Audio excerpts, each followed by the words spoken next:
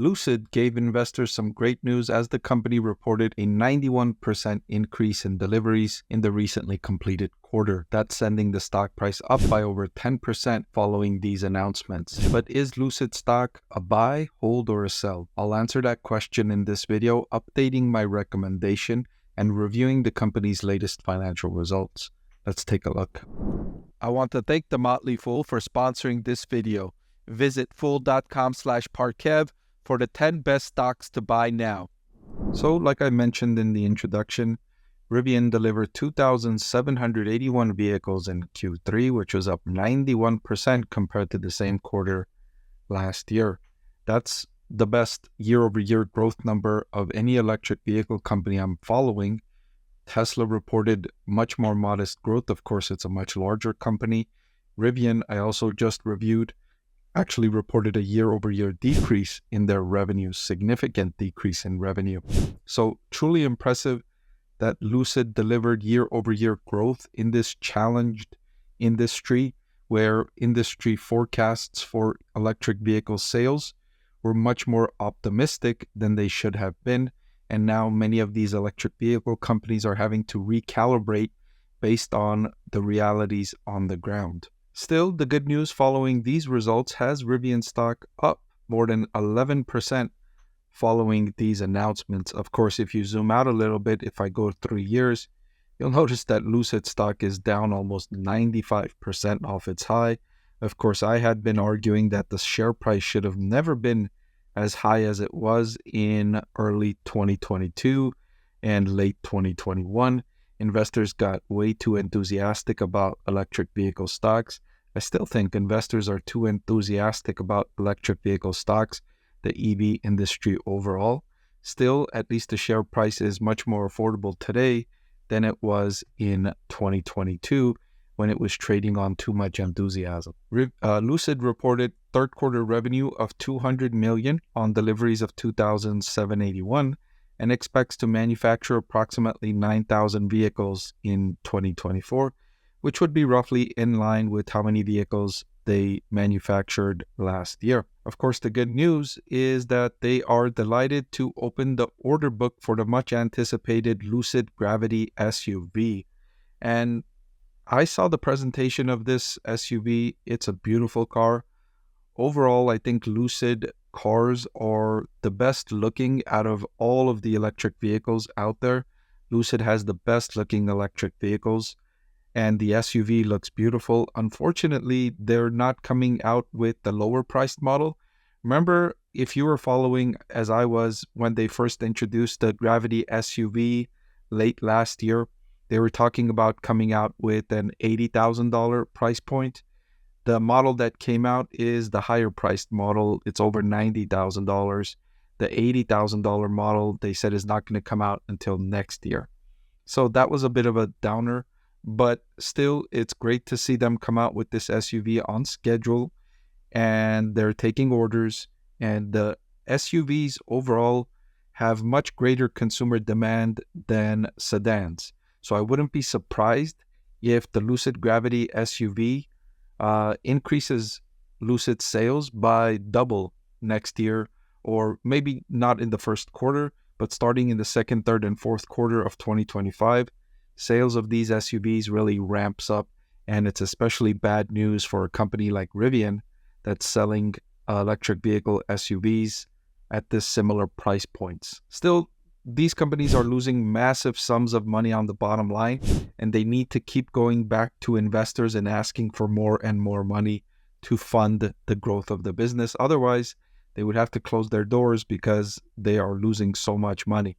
Their recent capital raise brought in $1.7 billion, and that will secure the future of the company until 2026, when they will undoubtedly come back to investors and ask for more money. And this trend will continue for some time here for Lucid until they get to the point where they're hoping they can introduce a lower priced model sometime around 2026 as well.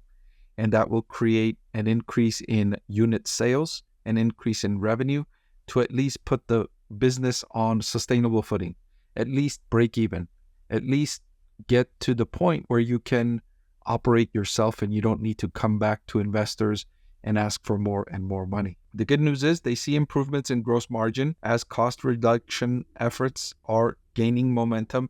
And part of this is just industry-wide. Commodity prices have been falling because of how troubled the industry is. Initially in 2020 and 2021, when all this competition came in, when new companies like Lucid, Rivian, etc. entered the market, started buying up all the materials needed to make these electric vehicles, commodity prices increased because of the competition.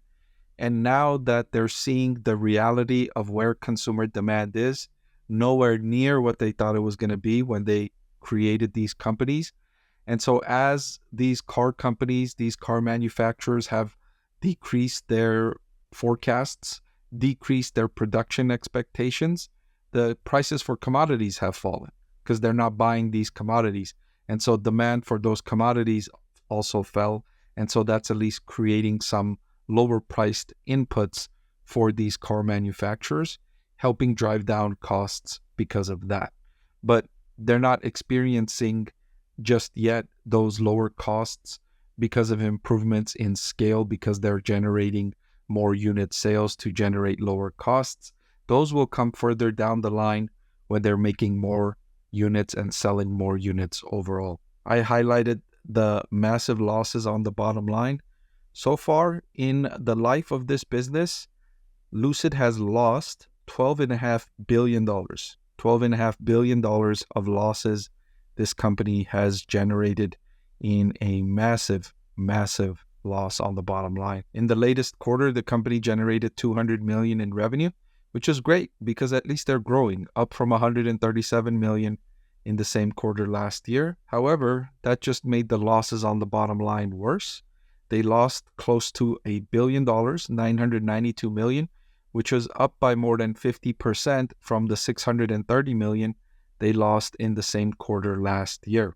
If you just look at cash flow from operations, in the latest 3 months, the company burned through $462 million.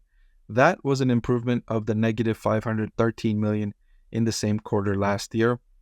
So far, year to date, they've burned through $1.5 billion, and that's an improvement of the $2 billion they burned through year to date in the prior year. So this launch of the new model couldn't come early enough to help increase unit sales and hopefully get the company closer to self-sustainment.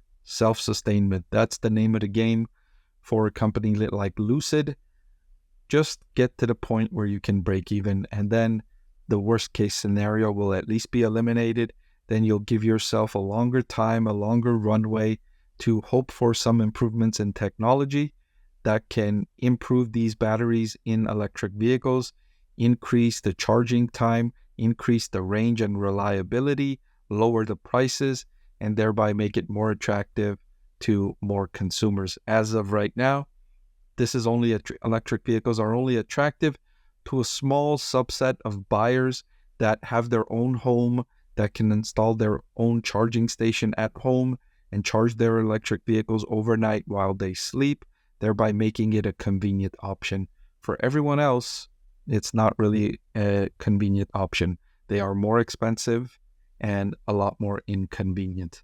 As to my recommendation for Lucid stock, I've had it rated as a hold all year long in 2024. I'm reiterating that recommendation today, rating it as a hold. It does have huge upside here if for any reason the technology in the market improves and demand for these electric vehicles increases. Lucid has great technology. They're coming out with this SUV, and then next year the lower priced SUV, then lower priced models, electric vehicle battery could improve. And so there is a lot of potential.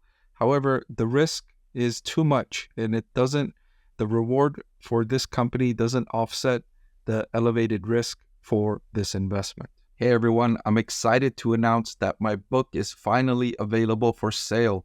I've been working on it for more than a year now, so I'm really excited to finally share this with you now. It goes through my framework for evaluating stocks.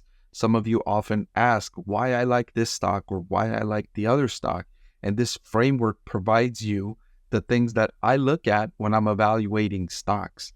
I've added the link in the description below.